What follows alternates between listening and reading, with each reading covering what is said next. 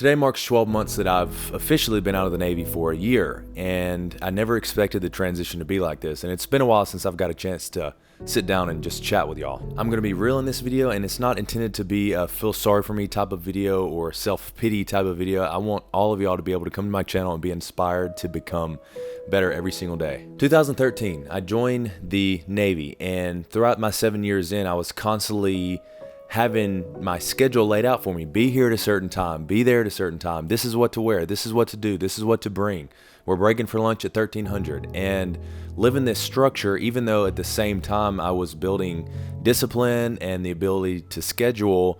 When I got out in November in 2020, it just completely went away. I started spiraling into this really bad routine of waking up and not knowing where to be or who I was. I struggled a lot with self-image and self-identity, and I kind of just didn't know who I was anymore. I felt like I was once a part of this great team, you know, the U.S. military, and then when I got out, I wasn't anymore, and it threw me in the dumps for a while. I gained a bit of weight, and I just fell into this depressing, kind of just lost phase where I didn't know where to be.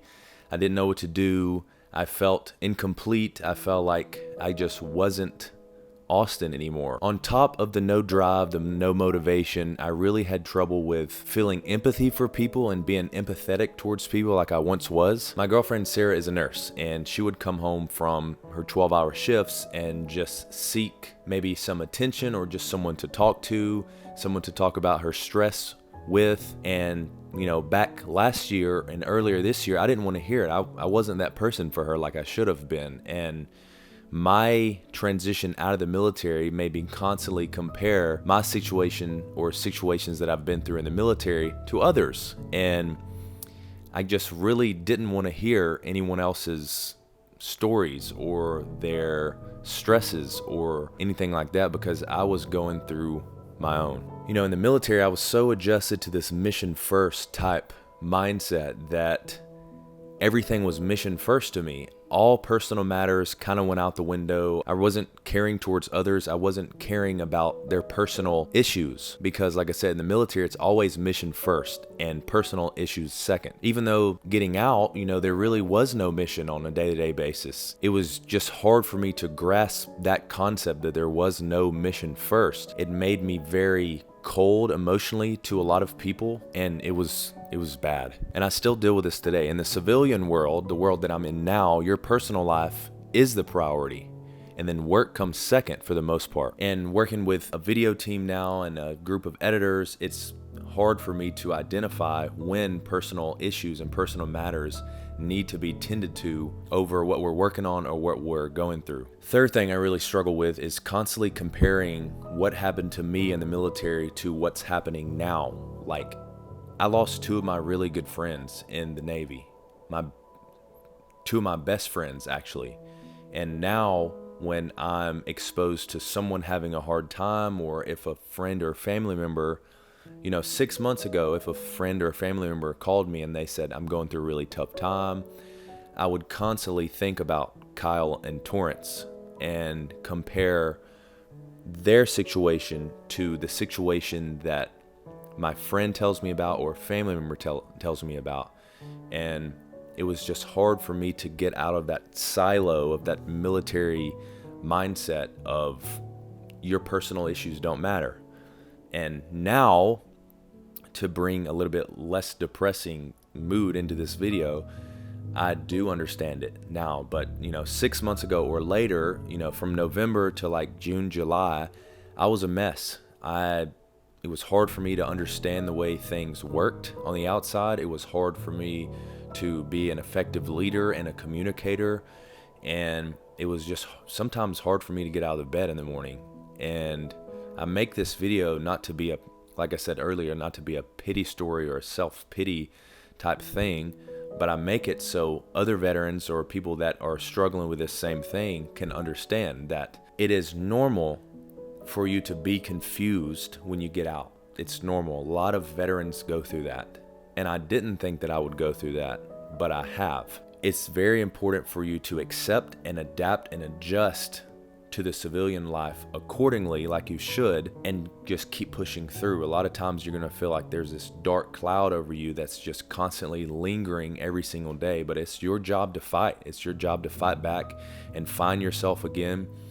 And for me, this took, 6 to 8 months. I didn't really truly start being Austen and start fulfilling and living better and living more until probably 3 or 4 months ago. I think a lot of the people around me noticed it, but they just didn't know how to address it. I mean, Sara, my beautiful girlfriend of 4 years, she would make comments all the time, and she noticed it. When I wouldn't get out of the bed in the morning, when I would just stay there, when I ignore her, when she would say, get off of the video game or get off of your phone. And now I take a lot of pride, a year later, I take a lot of pride in waking up early, getting out of the bed as soon as I can, going over, having my water, taking the dogs for the walk. Did it seem like I was unmotivated or just kind of lost?